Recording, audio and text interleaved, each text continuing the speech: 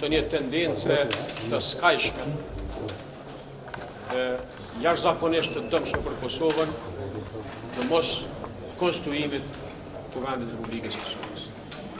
Me datën 8 korrekt, si që dini janë certifiku rezultatet e zgjedhjeve parakoshme, ka kalua pati kushtetues, sot janë 30 ditë, dhe sot kur është dashur prej qytetarët e Kosovës presin që institucionet e Kosovës të konstruojnë, që kuvendi të jetë funksional, të zgjidhen kryetari apo kryetari dhe anëtarët e kryesisë, sot del kryetari i lëvizjes vetëvendosje dhe i thotë qytetarëve e Kosovës na duhet ende kohë. Pa të më rëpur kohë 30 ditë me diskutu me partit politike për me artën e marrëveshje politike. Po nëse ka qenë qëllimi për me dalë prej këtij rrethi vicioz 2 vjeçar, pse nuk e fol me partit politike për presidentin e Kosovës, se nyja problemi thelbësor nuk është tek qeveria, nuk është tek kuvendi, është tek presidenti, po e ke neglizhu deri këtë ditë. Ai e ka dhënë me procesu, me kriju edhe një rast gjykatë kushtetuese që ende me shty procesin e konstruimit. Kjo është pa përgjegjësi totale e partisë që i ka fituar zgjedhjet, është shkurt edhe shqip taktik, me marrë në pazar politik, me marrë dhe pa kohë, me ble dhe pa kohë, në mënyrë që me marrë të 3 institucionet të cilat ashtu kështu nuk i takojnë një subjekti politik se si ka vërë. Alianca për Autonominë e Kosovës e ka qëndrimin publik, i ka të paraqitura propozimet, kërkesat të cilat janë të njohura si 6 kërkesat e Aliancës. Asnjë fjalë nuk është folë për 6 kërkesa.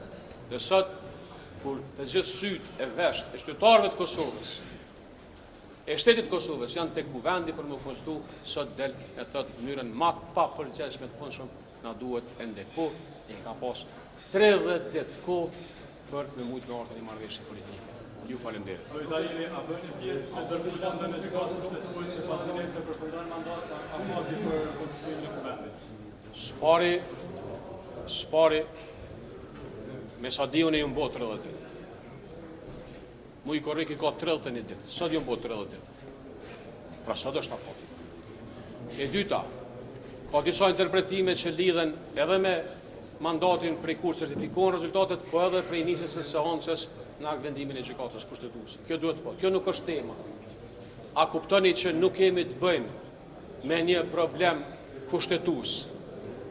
Tu ka problem me një logjik autoritare për me mujt me i marrë të 3 pushtetit, presidentin, qeverin dhe kuvend. Nuk kemi të bëjmë me krizë kushtetuese, s'ka krizë kushtetuese.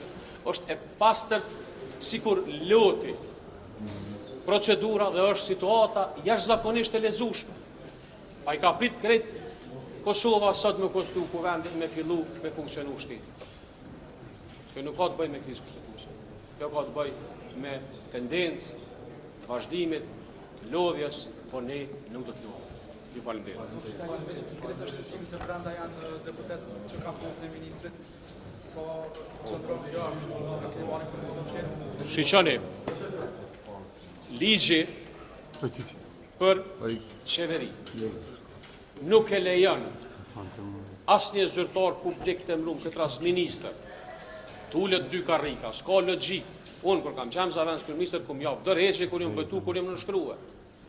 S'ka kurfar logjike. Kjo është absolutisht e papranueshme dhe kjo nuk duhet ndodhë. Tash na nuk i pam apo ulen ministrat nulse apo jo. Mirë po sot u betun, sot do duaj të gjithë deputetët që janë në ulse të ministrit do duhet të dhonë dorëheqje për shkak se janë betue me betimin e nënshkruar që sot e ka marrë kuvendi i Kosovës që janë deputet. Dhe ti smunesh me qenë edhe deputet, edhe ministër. S'ka askon në botë ose nuk ka sistem politik, ka sisteme politike që mujnë me qenë. Në Angli mundesh me qenë deputet dhe ministër. Po jo në Kosovë, s'ka qenë kjo praktikë dhe kjo praktikë, si shihet, është edhe një tendencë tjetër domethënë me vazhdu me sistemin e ushtruesve të detyrës në qeveri. Ju falenderoj.